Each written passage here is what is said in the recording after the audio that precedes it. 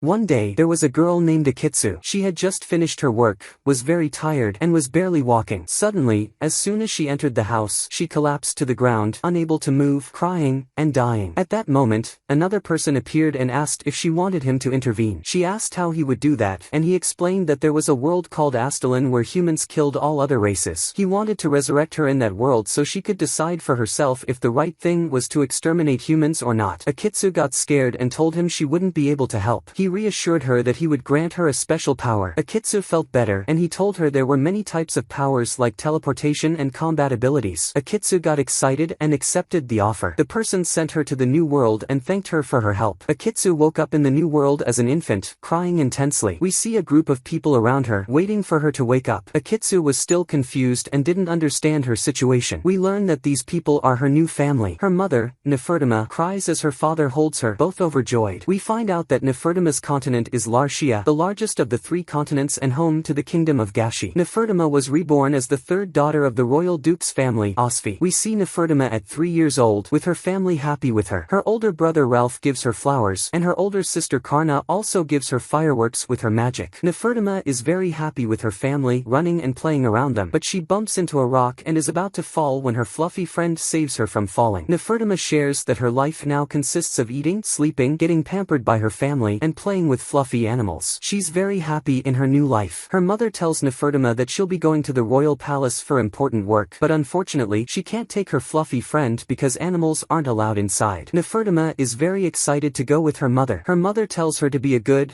gentle girl while they're there and takes her along. Nefertima is overjoyed to finally leave the house. Her mother casts a protection spell on Nefertima as she leaves her alone in the room for a while, asking her to be obedient until she returns. During this time, Nefertima feels bored and looks out the window, seeing birds flying in the garden. She climbs out the window into the garden, chasing after the bird and calling for it to wait for her. At that moment, all the cute animals in the garden appear. Nefertima is very happy and plays with them, loving the royal palace because of the adorable animals. But then all the animals suddenly run away when a huge tiger emerges from the trees. The tiger likes Nefertima and plays with her. Nefertima is very happy, hugging the fluffy, beautiful tiger. The tiger lets Nefertima ride on its back, walking her through the beautiful garden. Nefertima is ecstatic until the tiger returns to its owner. The owner calls out, asking what's on its back. He's surprised that Lars let Nefertima ride him, considering he's still a beast. The boy takes Nefertima off Lars, making her upset, and she asks to be put down, but he ignores her. Lars takes her from him and gently puts her down. The boy is surprised that Lars likes someone else, which has never happened before. He asks Nefertima where her parents are. Nefertima tells him her mother works here. He asks her name, and she says, "My name is Nefertima Osfi, and I'm 3 years old." The boy puts her back on Lars's back and takes her back to the palace, with Nefertima amazed by its beauty. They enter the king's chamber, where the duke and king are working. The duke is surprised to see Nefertima there and picks her up, asking what she's doing here. The boy says Nefertima was lost, so he brought her. Nefertima says she wasn't lost. The boy says he saved her while she was playing with Lars in the garden. The duke asks Nefertima what happened. She explains that she came with her mother, then got bored and found Lars playing with him. We learn that the boy is the prince, and the duke thanks him for bringing Nefertima. Nefertima is shocked to find out the boy is the prince and the man with her father is the king. Nefertima introduces herself politely to the king, who asks if she likes Lars. She says they're friends. The king introduces himself as Galdaros Gashi, the king of this land, and he's happy with her visit. We return to Nefertima's mother scolding her for wandering off and worrying her. Nefertima apologizes, and her mother asks if she really rode on Sky Tiger Lars. Nefertima says that Lars likes her and protects her, asking if she can visit him again. The king already invited her for another visit, so her mother agrees, but makes her promise not to visit Lars in front of people because he's a very special tiger with elemental powers. Her mother explains the situation and makes her promise not to visit Lars in front of others. Nefertima then goes to play with her fluffy friend. Her mother is amazed at how Sky Tiger Lars loves Nefertima. The duke suggests that this might be Nefertima's special power. The next day, Nefertima goes with her parents to her brother's school to see them. She's very happy to visit her brothers at school and looks for any rare animals there. Her mother tells her to stay close and not do what she did at the royal palace. The duke's family sits in their designated area to watch the training match at the school. Nefertima is amazed by the sight before her, as if they're not at a school. The duke explains that all this is due to the magic of many teachers at the school. Ralph steps up to start the match. We learn that it's like chess but in real life to determine who the best leader is. The battle between Ralph's forces and his opponent's forces continues, ending with Ralph's army winning. Nefertima is very happy and runs to Ralph, telling him he's very strong. Nefertima goes to the bathroom and,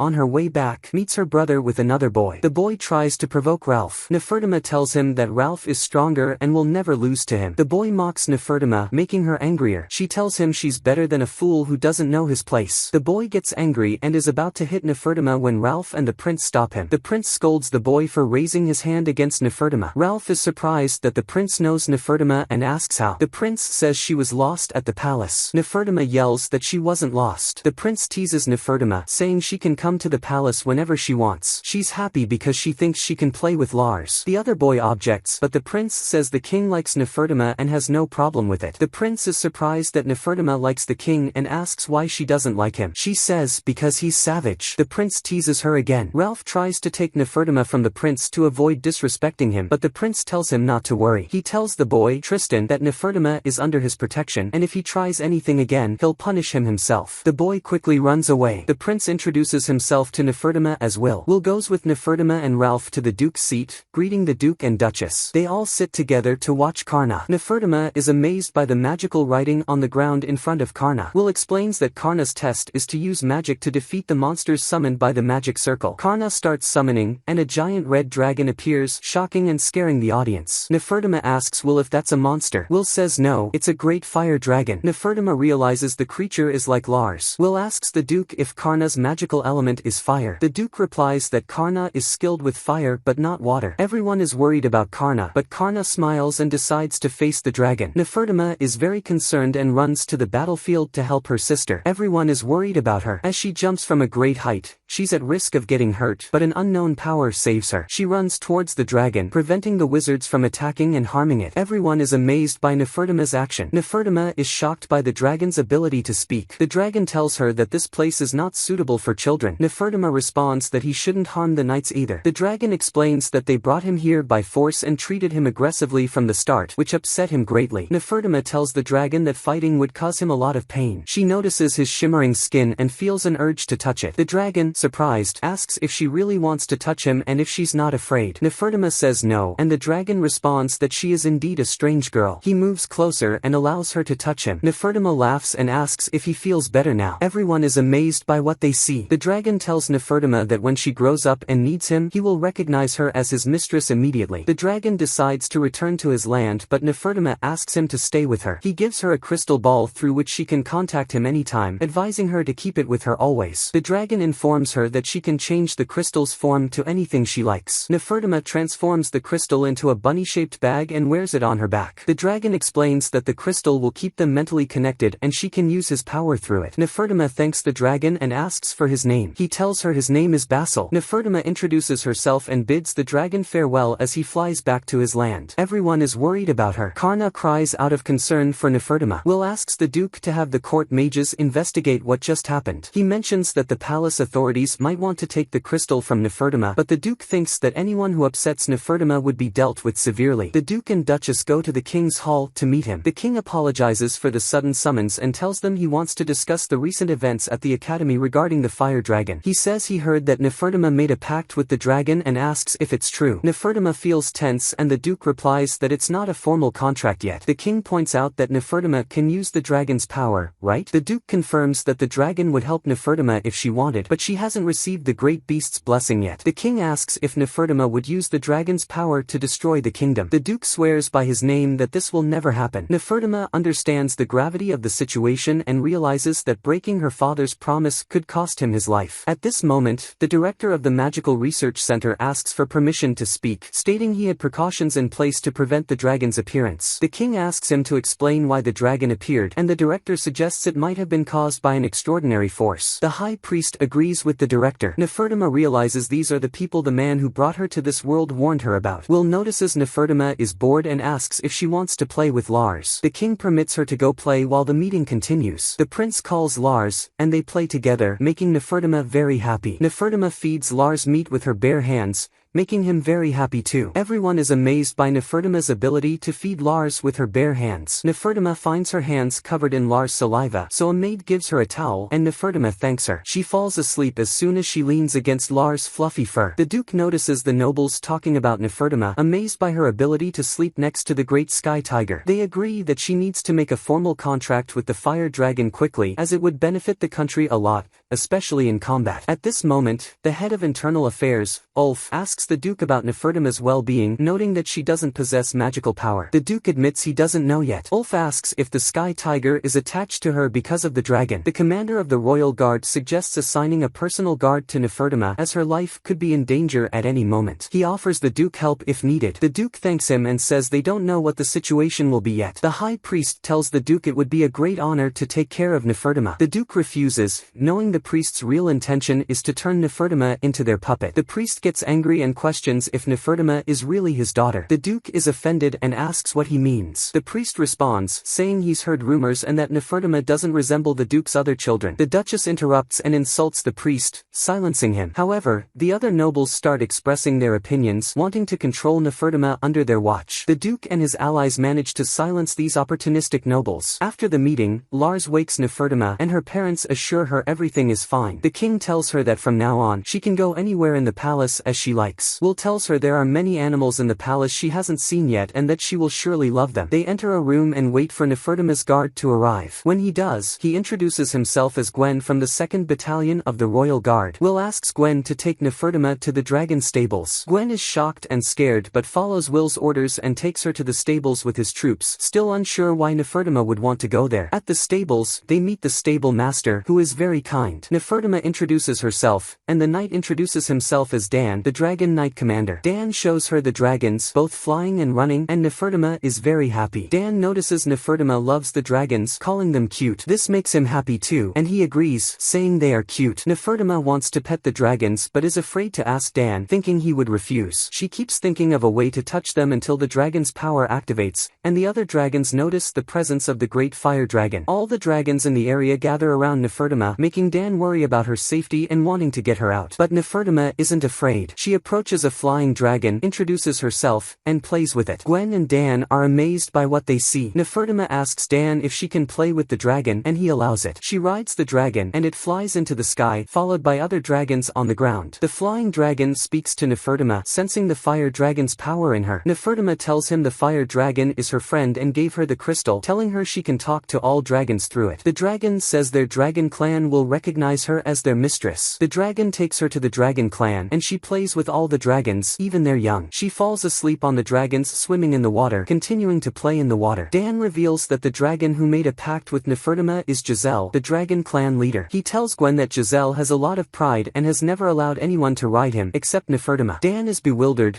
unable to understand what's happening. Gwen asks if Dan hasn't heard about the fire dragon incident, explaining that Nefertima is the girl who was there and became the mistress of the fire dragon, now possessing the crystal through which she can use the fire dragon's power. Dan is astonished, and Gwen admits he wasn't convinced until he saw it all with his own eyes. At that moment, Nefertima arrives, riding on Lars, followed by dragons in the sky and on the ground. Gwen is shocked and asks why Lars is there. Nefertima explains that he came to get her. Dan is amazed that all these powerful and great creatures are under Nefertima's command. Dan takes Nefertima on a tour to see all the animals, and then Captain of the Beast Knights, named Lys, arrives to show Nefertima all the creatures in the castle. He takes her to the stable of the beasts, and Nefertima is amazed at its size. When she sees the horses, Lys asks her if she would like to go for a ride, and Nefertima happily agrees. Lys whistles for his horse, which runs over, and Nefertima is very impressed by its appearance. Lys introduces her to the horse, whose name is Waz, the leader of the horse herd. But Waz is not friendly towards Nefertima, which surprises both her and Dan because it's the first time this has happened. Lys apologizes to Nefertima, saying that Waz can be a bit selfish at times, which makes Waz sulk. Nefertima pats Waz and tells Lys that Waz isn't selfish, but as the leader of the herd, it's natural for him not to let just anyone approach him. Waz and Nefertima become friends, and Lys apologizes to Waz. Lys and Nefertima ride another horse while Dan rides Waz, and they go on a tour of the beast stable. Nefertima sees many amazing creatures, but suddenly, baby boars run towards them, scaring Nefertima. Lys tells her that every year these baby boars cause trouble for the knights because they just want someone to play with. At that moment, Waz stands his ground and scares the boars away, and Nefertima thanks Waz. Lys is amazed at how quickly Nefertima formed a bond with was. Next, Liz shows her the waka birds, the fastest birds on Earth used to send emergency messages. Nefertima wants to ride them, and Dan says he expected that from her. Liz explains that it's difficult because one needs to be very well trained to handle the speed of these birds. However, Liz agrees due to Nefertima's insistence. He rides the lead bird with her, asking her to hold on tight. Nefertima is filled with excitement as the bird speeds up, making the air feel suffocating. Liz uses wind magic to make it easier for her. After the ride, Nefertima feels very dizzy and swears never to ride the bird again. Dan laughs at her, making Nefertima yell at him. At that moment, a hawk flies by, and Liz whistles for it to land on his arm, showing it to Nefertima and explaining that they use it for message exchange. Liz sees the message the hawk is carrying and apologizes to Nefertima, saying he needs to leave quickly because one of his subordinates caused trouble. Nefertima asks if she can come and play with the animals again, and Liz promises to take her on another tour as soon as he has time. Nefertima asks Dan to take her back to the dragons. We then see Liz with his subordinates, asking how the white deer escaped. Liz tells them they need to come up with a quick plan and follow the rare deer with the dogs. Liz is surprised to see Nefertima riding the escaped white deer, accompanied by Lars. He asks her how she managed to get the deer, and she explains that she was with the dragon herd when she saw the deer looking lost, so she brought it back. Liz thanks Nefertima and feels a bit envious because he lacks the power that makes animals love her as they do. Nefertima returns home, and her parents tell her they will grant her one wish for her birthday. Nefertima thinks for a moment and says she wants to go to the city. Her father gets nervous and tells her the city is very dangerous, but her mother reassures him, saying she will be safe if someone accompanies her. Nefertima says she will go with her sister Karna. The Duke still objects, saying it's too dangerous for them alone. The mother then suggests sending Paul with them to take care of them. The Duke agrees, and Nefertima goes on her first shopping trip in the city with Karna and Paul. She is very happy, exploring the entire city. Nefertima asks Karna to teach her how to spend money, and Karna teaches her everything. Nefertima buys delicious food and enjoys it, sharing it with Paul, Dee, and Karna. Suddenly, she smells the delicious scent of baby sweets and rushes to buy a large quantity. Karna asks what she will do with all of it, and Nefertima says she bought enough for everyone at home. Karna is very happy for her and then takes her to her favorite store. As soon as they enter, they encounter some of Karna's classmates from the academy who mock Nefertima upon seeing her. Karna puts them in their place, defends her sister, and walks away with Nefertima. They return home, and Nefertima is delighted with the day. When she enters her parents' room, they surprise her with a birthday party with all the noble friends and the royal family present, wishing her a happy birthday. Nefertima cries with joy because all her friends and family cared enough to give her such a wonderful birthday amidst their important tasks. She thanks them, and they continue the celebration. The king and queen give Nefertima a gift, as does Will, who presents her with a beautiful bracelet. Her other friends also give her lovely gifts,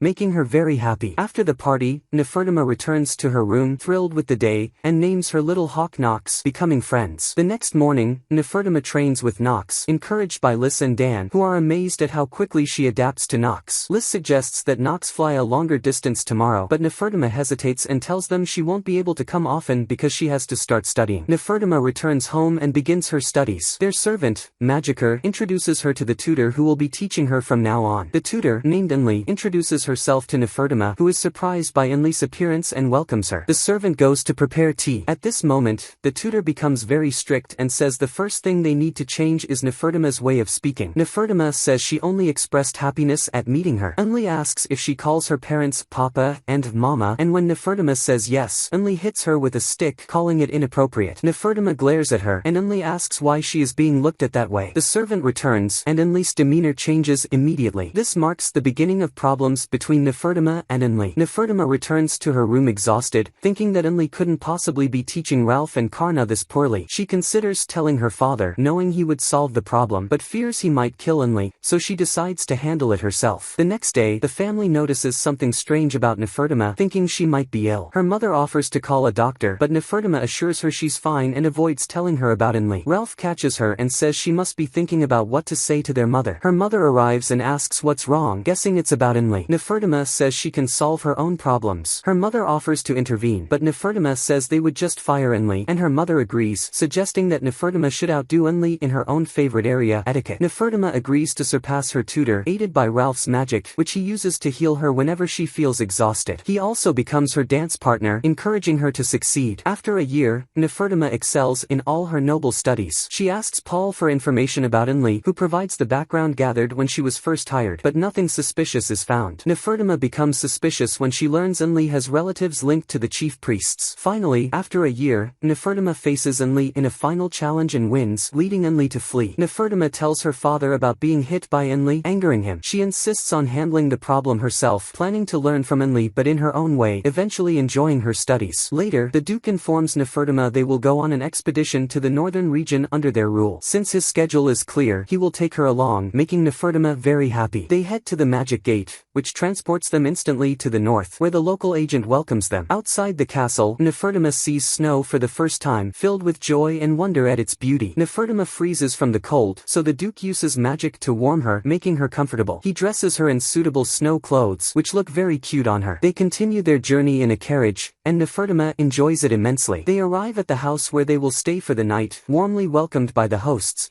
and Nefertima loves the food. The Duke tells Nefertima they will enter the forest tomorrow to set up a camp for the nights to fight the monsters that have been killing people recently. He asks for her help by questioning the dragon Soul about these creatures. Nefertima learns from Soul that there shouldn't be monsters in that forest and that such goblins are supposed to be in the south, not the north. The Duke decides to head to the forest at dawn to solve the problem quickly. The next morning, Nefertima prepares to explore the forest and bids farewell to the friends at the lodge. The Duke instructs his group to be very cautious since they don't know when the monsters might appear. Nefertima asks Nox to scout the path from the sky, and they set off on their adventure. While in the forest, one of the group members tells the Duke that he has hunted in this forest for a long time and has never seen monsters before. Nefertima is amazed by the depth of the vast forest they are in until they reach a spot where they can rest. The Duke tells them they will rest here for a while before continuing. Suddenly, the guards sense a strange movement among the trees and investigate, finding a small rabbit hiding behind a tree. Nefertima approaches the rabbit to check on it, but it gets scared and runs away, which shocks her since it's the first time any animal has been afraid of her, leaving her disappointed. She notices a blood spot where the rabbit was and realizes it's injured. She quickly runs into the forest to help it, causing her father, the Duke, and the guards to worry and follow her. Nefertima reaches the rabbit first and gently approaches it to avoid scaring it. The rabbit jumps into her arms without fear, and she realizes it was afraid of the guards, not her. As she starts to return to her father to treat the rabbit, she is suddenly captured by a net. When the guards reach the place where Nefertima was, they find that the monsters have taken her, leaving only her hat behind. Nefertima wakes up to find herself in a cave surrounded by numerous monsters. She realizes they are goblins and one approaches her, causing her to panic and beg them not to harm the rabbit. Nefertima is surprised that the goblin understands her and steps away from the rabbit. She notices that all the goblins look very sad and asks them why they kidnapped her and what they plan to do next. The goblins seem puzzled by her questions and take her to a room inside the cave. Meanwhile, the Duke and his group are trying to figure out who kidnapped Nefertima and where she was taken. The old man with them reveals that it was the goblins who kidnapped Nefertima, making the Duke very worried. Back with Nefertima and the goblins, she is taken to a room where she is shocked to see two young dragon siblings who were also kidnapped by the goblins. They ask Nefertima if she was kidnapped too, and she introduces herself to them. The boy's name is Pino and his younger sister's name is Nino. Nefertima asks them if the goblins only kidnapped them, but Pino explains that they also captured some adults and placed them elsewhere. Nefertima decides to talk to Soul and asks if it would be dangerous to use fire magic in an enclosed space like this. Soul is surprised by her question and asks what she has done this time. She tells him that the goblins kidnapped her and she's trapped in their cave, shocking Soul, who tells her she is truly a strange child. Nefertima explains that she wants to escape with others this time and asks if he can use his magic to teach the goblins a lesson. Soul explains that her plan won't work because she doesn't possess magical mana, so she decides to wait for her father to rescue her. At that moment, Nefertima's stomach growls with hunger, prompting Nino to comment on how someone could be hungry at a time like this. Embarrassed, Nefertima responds that humans can get hungry anytime. Nino's stomach growls too, and Nefertima teases her saying she is also hungry, followed by Pino. Nefertima gives them the rabbit and tells them to stay here while she looks for something to eat. They warn her of the danger, but she reassures them that she'll be fine and sneaks out of the room. Suddenly, she encounters a goblin and they both get scared. She apologizes to the goblin and asks if they have anything edible since they are hungry. The goblin gives her a fruit from his bag, and Nefertima tries it but finds it very bitter. The goblin peels it for her and tells her to eat it again. Nefertima is surprised by its sweet and delicious taste this time. She thinks the fruit will please Pino and Nino and asks the goblin for more, receiving the whole bag. Nefertima thanks him and wonders how to peel all the fruit, so she takes out her dagger and starts peeling. The goblins mimic her and are very happy with their success in copying Nefertima, becoming friends with her. Nefertima worries that her father will attack the goblins immediately upon finding her, so she asks them why they are here. The goblin tries to explain, but she doesn't understand his language. At that moment, a giant goblin appears, terrifying her. The giant goblin asks the others what the human girl is doing here. Nefertima is surprised that he can speak and tells him she has some questions. She asks if he is their leader, and he confirms. She asks why they kidnap children like her. The leader explains that it is in their nature to love children and that they believe they are protecting them by kidnapping them. Nefertima asks why they attack humans, and he simply replies for survival. Nefertima is shocked, and the goblin leader explains that the only reason they are here is because humans persecuted them, drove them out of the jungles,